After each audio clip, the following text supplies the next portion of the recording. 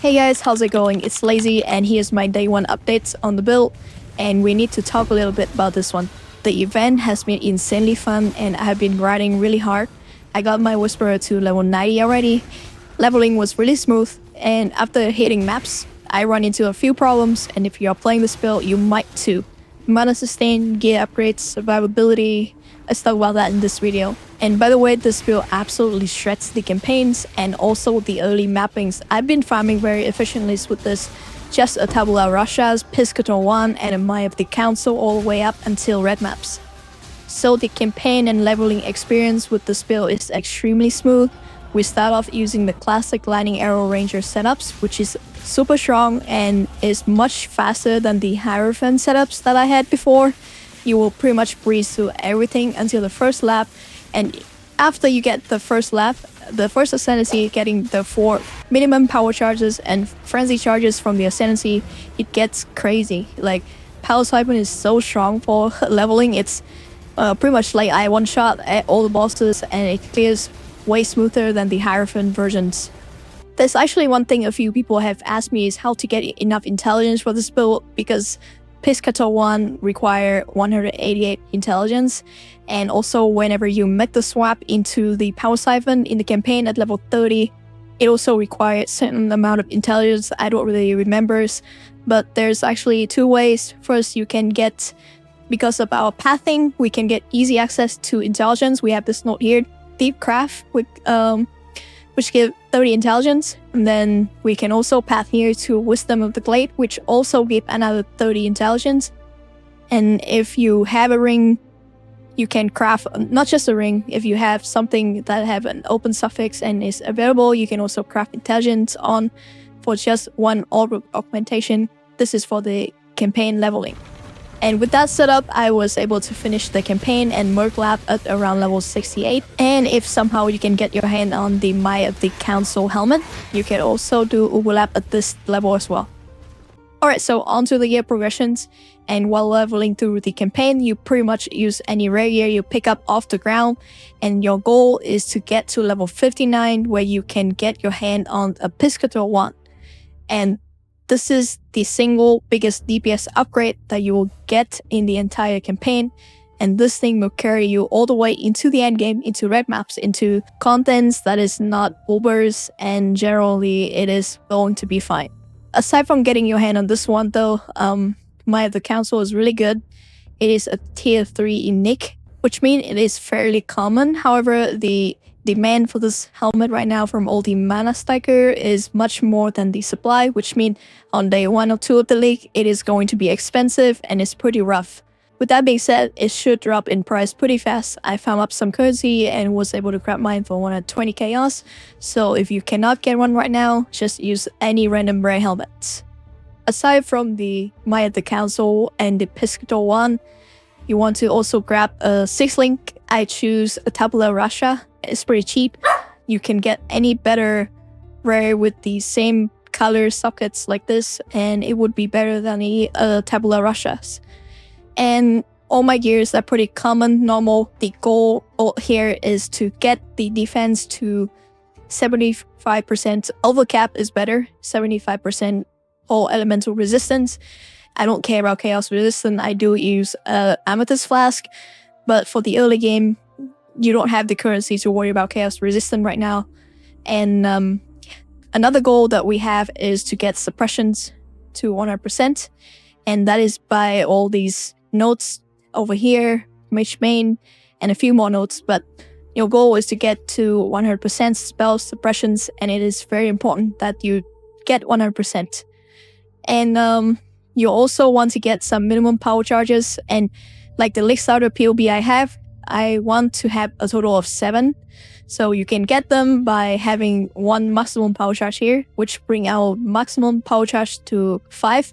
And then you can get another 2 from the Malachai's Loop shield, which I don't have right now, and I'm planning to get that upgrade next. You can either anoint the minimum power charge on the amulets, or you could get a Breath Stealer and anoint Disciple of the Forbidden like I have in the League Starter. Ideally, getting to 7 power charges is very budget friendly and it is extremely worth it. The scaling of Power Siphon by itself is not great. It's not going to take you all the way into Ubers, into T17, but on at least starter setups at the level of low investment that we have right now into the build, it is extremely good. It is extremely efficient, especially on the Whisperer with a lot of extra damage. Another note is that in the POB that I provided, there was some mistake with the pathing in the endgame versions. Since then, I have kind of fixed it, but make sure you checked it and update it to the latest version in the descriptions. But you want to get mind over matter as soon as possible when you get to map soul. For example, when at level 60, you should start moving all the way up here and all the way into here. So by the time you are at tier 4 or 5 in maps, you should have mind over matter because it is very important or you would just die a lot. Another thing you should do is Uber Labs, and you want to get it as soon as possible. Breathe Deep is amazing ascendancy for us. As I mentioned before, we want to fix the mana problem, but also we don't have the recovery that we had from the agnostic. So having this mana take care of our life and mana at the same time and help us sustain the Arcane Cloak mana cost is amazing. So you want to get this as soon as possible, and as I mentioned before, by getting your hands on the Might of the Council, you would have absolutely no issues one-shotting the Uber Labs. However, there's a hefty big downside to Breathe Deep, is that if your mana is full, your mana flask would actually recover the mana, which means it won't be able to recover your life.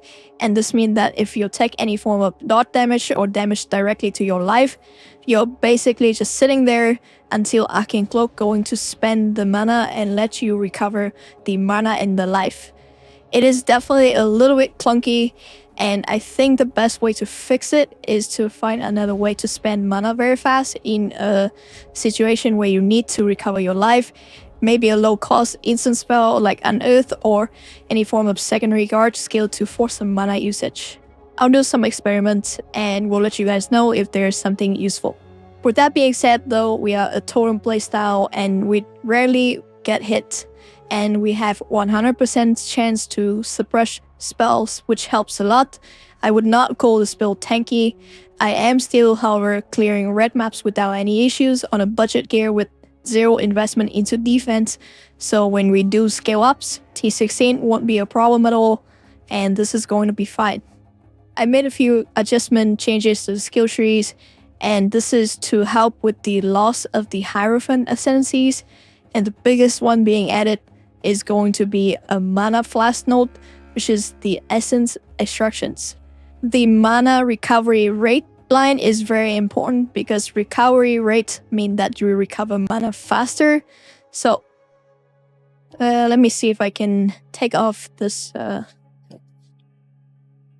automation so we can I can show you how this thing works. So for example, Arcane Cloak, we press it, and using Mana Flask, we recover very fast. We would have no problem sustaining this Arcane Cloak on automations forever. So it is very good. And my Mana Flask is nothing special. It's actually one of the weaker one. The one that I had in POB would recover up to 7,000 mana. So even if we get better mana gears and we get our mana into the 8,000s, 9,000 range, we can still have a way to recover mana fast. And I think this will sustain it without any issues. Another thing that could help is the flask mana recovery rates on the belt, which would go up higher, over 30%. And this means you also recover your mana faster. So instead of over 7 seconds, you would recover this much in just about like 5 seconds, which is really good. I haven't had any issues keeping the mana top up with Arcane Cloak, and the only downside is I have to press one extra button. If anything, we can be a bit less tanky than Hierophant, but I don't really think so. We are missing Endurance Charge, we're missing the 10% convert damage to mana. But honestly, it's kind of even out because we have 100% chance to suppress. We are going to have much more life. We are going to have much more mana because they stack with dexterity very well. We also have a certain amount of evasion, which anything helps. Overall, we just drop totem, run around, enemy dies. As long as we don't get one shot, we'll be fine. And keep in mind that these maps I'm running is extremely rippy.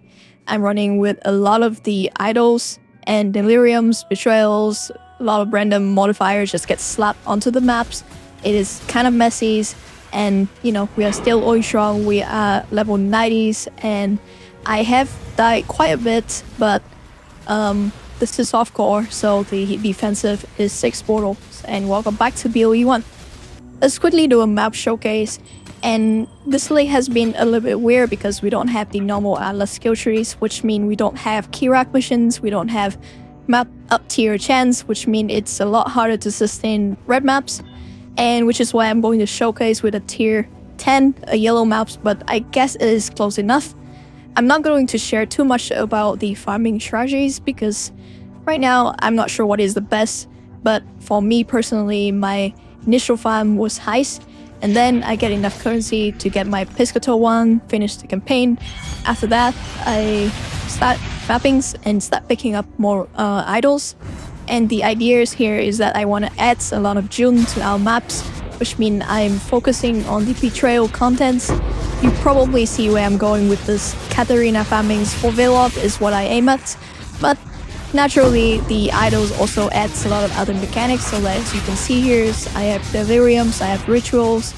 I don't really like rituals, quite rippy. I don't have my chaos cap, so generally I just avoid rituals, but delirium is fine. This build is extremely well when fighting monster in dense maps like this. And oh wow, actually, it's actually my first divine. It's actually my first divine. Yeah, I'll show you later, but it is actually my first divine, which is pretty good for the showcase, right? It's a good map. It's a good map, yeah. Anyway, so the idea here is that I do Betrayal Safe House. It gives an insane amount of experience. As you can see, I hit level 90, and the last level from 89 to 90 took like a few maps and a few safe house. More levels mean that you get more player powers, more points, so this is a huge part of scaling the build, which means that if you wanna a strategies that help you get your levels really fast, I highly suggest you run Betrayal Safe House. Generally, I picked up anything off the ground. I don't have a dedicated loot filter set up yet. I'm still using the Neversink. It's only day 1. I plan to customize and have my filter get up and ready in the next few days, so stay tuned for that. I just put all the stuff that I picked up off the ground into a random 5C, 10C caps, and you can see this build have no problem with damage. It deals a lot of damage, and it's quite tanky as well. You just run around, make sure that you have your flask on automations, and especially the phasing flask. I think that's the most important one. You really don't want to get stuck in between packs. And let me show you that was my first divine of the league, and that's it. I think the build is very strong. For day 1 setup, it is extremely good. It's you don't have to do a lot of investment in this build. The one is literally so cheap. The council will drop in price, and you can get started with the build at any times in the campaign. You're strong from the campaign until the end of the games. Pretty much. Let me just maybe do this expeditions and not die. So pay attention on how I move here. You kind of want to move on the outside, and you don't really want to get into the middle where you can easily get one shot or get stuck. We are a totem playstyle, so you run around, drop the totems, and we do a lot of damage, so that's good. Alright, so I think that's about wrap it up for the day 1 updates. I have some goal for the build moving forwards. I think there's some potential here with the Whisperer class doing a lot more damage. The build's looking good, it's great for day 1, and I'm kind of happy with it. And the next setup's going to be a mid-budget version set, and I also need to figure out a better way to sustain T16 maps. Right now, map sustain is like the biggest challenge that we have, since we don't have the Kira missions and we don't have the map up tier chance. But anyway, keep running, and I have updated POB as well. I have fixed some mistakes, typo in the note sections. So have fun, guys, and if you have any questions, make sure to drop by my Discord or comments down below, and I'll see you in the next update.